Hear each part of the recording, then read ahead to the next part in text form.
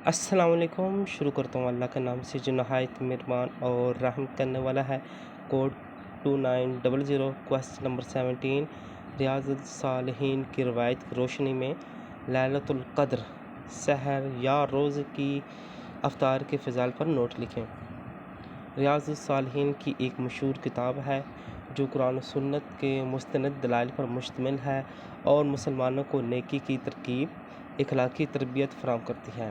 اس کتاب میں لیلۃ القدر، سحری اور افطاری جیسے اہم اعمال کی فضیلت اور اجر کو بیان کیا گیا ہے۔ ان موضوعات پر تفصیلی روشنی ڈالتے ہیں۔ نمبر 1، لیلۃ القدر کے فضائل۔ سب سے پہلے ہم ڈسکس کریں گے لیلۃ القدر کی اہمیت۔ لیلۃ القدر کو اللہ تعالیٰ نے سورۃ القدر میں خصوصی طور پر بیان کیا اور اس رات کو 1000 مہینوں سے بہتر قرار دیا۔ لیلۃ القدر خیر من الف شہر، یہ رات 1000 مہینوں سے بہتر ہے۔ ریاض الصالحین کی روایت۔ حضرت ابو ہریرہ رضی اللہ تعالیٰ عنہ سے روایت ہے کہ رسول اللہ صلی اللہ علیہ وسلم نے فرمایا، جو شخص ایمان کے ساتھ اور ثواب کی نیت سے لیلۃ القدر میں قیام کرتا ہے اس کے پچھلے گناہ معاف کر دیے جاتے ہیں۔ اگر تشریح کریں، یہ حدیث اس رات کی عظمت کو واضح کرتی ہے۔ لیلۃ القدر میں قیام، نماز، دعا اور ذکر گناہوں کی بخشش کا ذریعہ بنتا ہے۔ یہ رات عبادت کے لیے مختص کرنے کا موقع دیتی ہے کیونکہ اس میں اللہ تعالیٰ کے فرشتے زمین پر نازل ہوتے ہیں اور بندے کی دعائیں قبول کرتے ہیں۔ حضرت عائشہ صدیقہ فرماتی ہیں کہ میں نے رسول اللہ صلی اللہ علیہ وسلم سے پوچھا کہ اگر مجھے لیلۃ القدر کا علم ہو جائے تو میں کیا دعا مانگوں؟ آپ صلی اللہ علیہ وسلم نے فرمایا، کہو، اے اللہ، تو معاف کرنے والا ہے، معاف کرنا پسند کرتا ہے، بس مجھے معاف فرما دے۔ اگر تشریح کریں، لیلۃ القدر دعاؤں کی قبولیت کی رات ہے۔ نبی کریم صلی اللہ علیہ وسلم نے خاص طور پر معافی کی دعائیں سکھائیں جو اللہ کی رحمت اور بندوں کی بخشش کی امید کو ظاہر کرتی ہے۔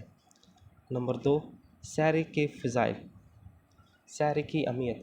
سحری کے وقت روزہ رکھنے کا آغاز ہے۔ یہ مسلمانوں کے لیے ایک مبارک عمل ہے۔ سحری کے بارے میں حدیث میں خاص تاکید کی گئی ہے۔ ریاض الصالحین کی روایت۔ حضرت انس بن مالک سے روایت ہے کہ رسول اللہ صلی اللہ علیہ وسلم نے فرمایا، سحری کرو کیونکہ سحری میں برکت ہے۔ اگر تشریح کریں اسی باب کی، یہ حدیث واضح کرتی ہے کہ سحری کا عمل نہ صرف جسمانی بلکہ روحانی فوائد کا بھی عمل ہے۔ سحری کھانے سے روزے میں قوت ملتی ہے اور یہ عمل اللہ کی رضا اور سنت نبوی صلی اللہ علیہ وسلم کی پیروی کا ذریعہ ہے۔ حضرت ابو سعید خدری سے روایت ہے کہ رسول اللہ صلی اللہ علیہ وسلم نے فرمایا، سحری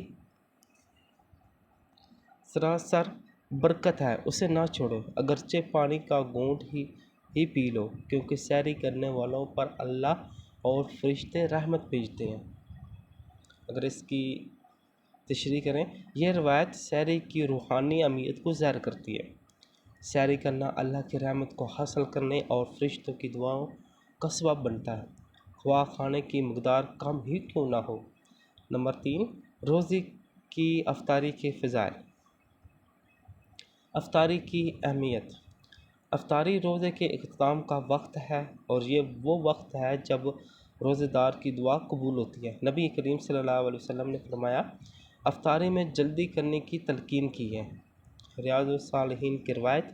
حضرت سہل بن سعد سے روایت ہے کہ رسول اللہ صلی اللہ علیہ وسلم نے فرمایا، لوگ اس وقت تک بھلائی میں رہیں گے جب تک افطاری میں جلدی کریں گے۔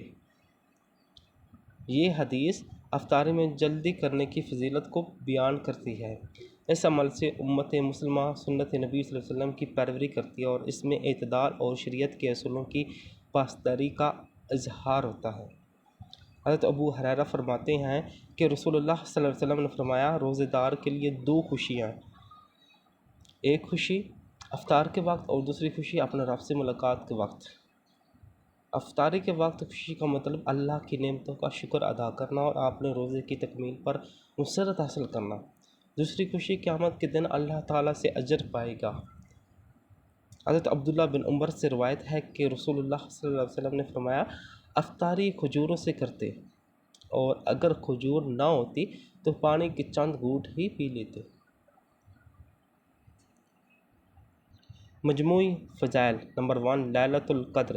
یہ رات اللہ کی رحمت، مغفرت اور عبادت کے لیے بہترین مواقع فراہم کرتی ہے۔ اس رات کے اعمال کا اجر 1000 مہینوں کے برابر ہے۔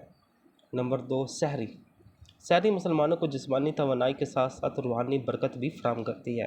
یہ سنت نبی صلی اللہ علیہ وسلم اور اللہ کی رضا حاصل کرنے کا ذریعہ ہے۔ نمبر 3، افطاری۔ افطاری کے وقت دعا کی قبولیت، اللہ کی نعمتوں پر شکر اور سنت کی پیروی کا موقع ملتا ہے۔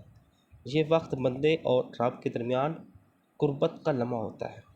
اگر ہم اوورال بات کریں، ریاض الصالحین کی روایت کی روشنی میں لیلۃ القدر، سحری اور افطاری کے فضائل واضح کرتے ہیں کہ یہ اعمال نہ صرف روحانی ترقی کا ذریعہ ہے بلکہ مسلمانوں کی زندگی میں برکت اور خیر لانے کے اہم اسباب بھی ہیں۔